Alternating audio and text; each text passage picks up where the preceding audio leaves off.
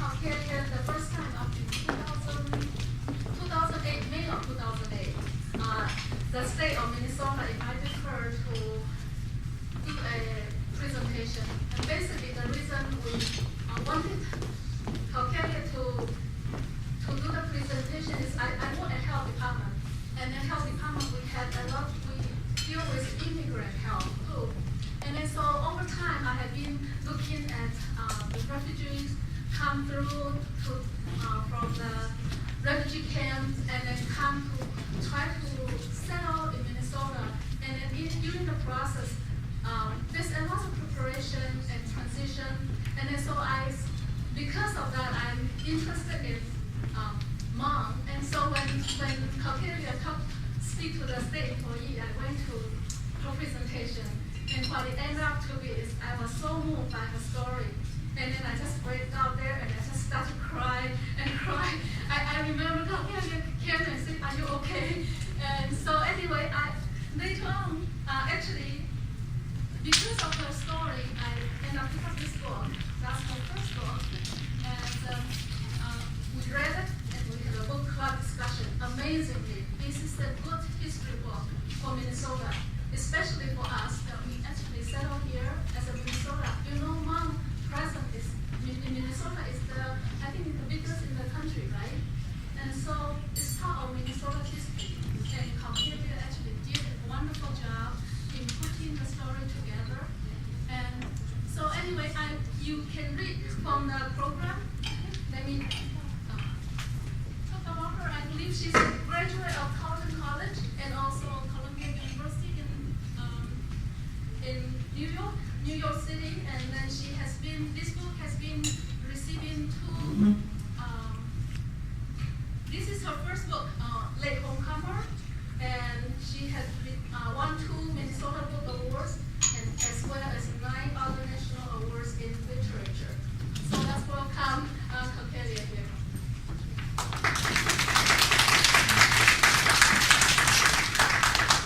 Hi, my name is Kao Kalia Yang, and I'm delighted to be here. I want to thank all of you for having me. It's very exciting to be here because although I've never been to China, I understand that it is the ancestral homeland of the Hmong as well. In China, we're called the Miao, I believe. But my family is a part of the population that fled into the high mountains of Laos. And so when the invitation came, it was hard to say no. Because in so many ways, I see more similarities than difference between me and all of you and what we're doing here in America. I'm 29 years old. This is my first book. I've had an incredibly arduous week because I went to California to keynote the common book at California Lutheran University. 500 of their freshmen are reading my book.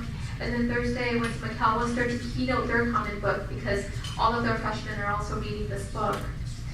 As the graceful introduction would have it, this is a piece of the American story. I know that I'm a writer from the Hmong community, and I'm very proud to be a daughter of such a people.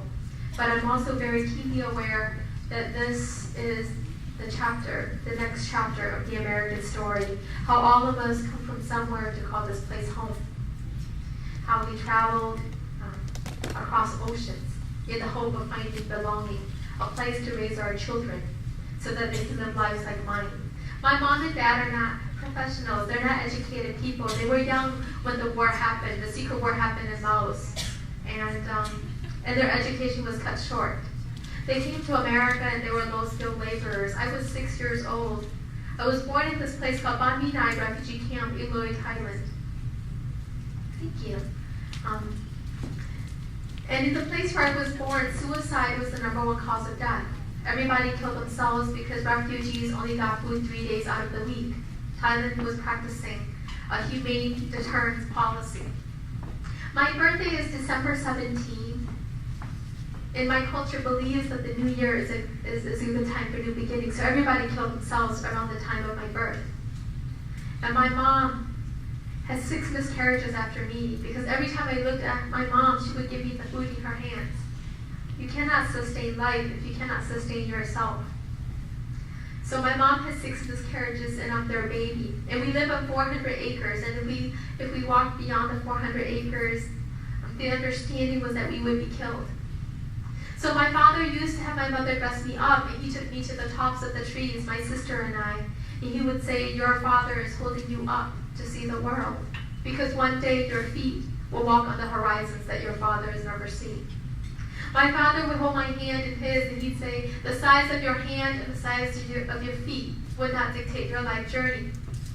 You are not a child of war, of poverty, of despair, but you are hope being born, the captain to a more beautiful future. I had no idea what he was talking about because I was just a kid. But we come to America, and the life that I find here is so different from the life I've known. My mom, who likes to look beautiful, takes off her ties sarongs, and she puts on jeans, and she becomes an assembler in a company. And my father has to as well because he drives. She's scared of driving. My father, with his song poetry, cannot communicate in English. My father is a man who says, look out at the garden of winter. The snowflowers are melting today. And I have to look out at a season that I think I've been looking at for 9 months, and I'm so tired to see the beauty of the snowflowers melting. At work, his supervisor says, B, you're here to talk to machines. You're not here to talk to me. And my father's poetry dies. And I'm in the public schools. We live on the east side of St. Paul in a house that no longer exists. On October 6th, Jimmy Carter is going to come to the house where I grew up in. They're going to tear it apart, and Habitat for Humanity is going to build a different house for a different family. But this house that's been on the market for the last 2 years for $13,000, 900 square feet, 2.5 bedrooms, 1 bathroom. The walls were heavy with mold, and we were all sick all the time. And growing up poor on the east side of St. Paul meant Christmas was Toys for Tots. Every year my mom waited in a long line to get me the same thing, a few coloring books, a container of Play-Doh or 2. My mom shopped in church basements so we could go back to school. Thanksgiving was Meals on Wheels. When I was a kid, the teacher said, draw your Thanksgiving turkey, and mine never looked like anybody else's, because you don't get a whole turkey, you get a few slices of turkey breast. And all the kids would laugh because they wouldn't understand what I was doing, and my heart would break. When I was a teenager, Titanic was in the theaters, and I wanted to go see like every other kid, like every other teenager, because every night at 6:30, Entertainment Tonight had a special on Leonardo DiCaprio. So I wanted to go see. But I couldn't because I had to come home to take care of the younger kids so mom and dad could go to work. Walking back, I felt the weight of the books in my hands, so I dropped them on my father's knees. He was sitting on the sofa tying his shoes, getting ready to go to work. I looked at my father and I told him that I hadn't chosen this life, that I did not want it this way. My father was so sad. He looked away from me, and I thought he wasn't going to say anything. And then he looked back at me and he said, when you were in the sky, when you were flying with the clouds, when you could see the course of rivers and the trajectory of mountains, you saw your mother and me walking without shoes, and you chose to come down to us. My father said life is going to teach you the strength of the human heart, not of its weakness or fragility. And he got up and he looked to the door, and I did not have the words to say anything. I just watched my father become a machinist one more day.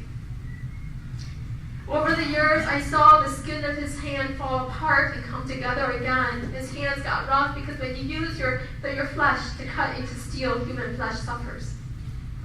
Watch as the slices got deeper. I lotioned my own hands, and occasionally my father would hold my hand and he would say, from hardness you can give birth to gentleness. You have the hands of a person who would live a life very differently from your father's. I did not know what he meant. I'm a product of the St. Paul Public Schools. But I had an older sister who's a year and 9 months older than I am.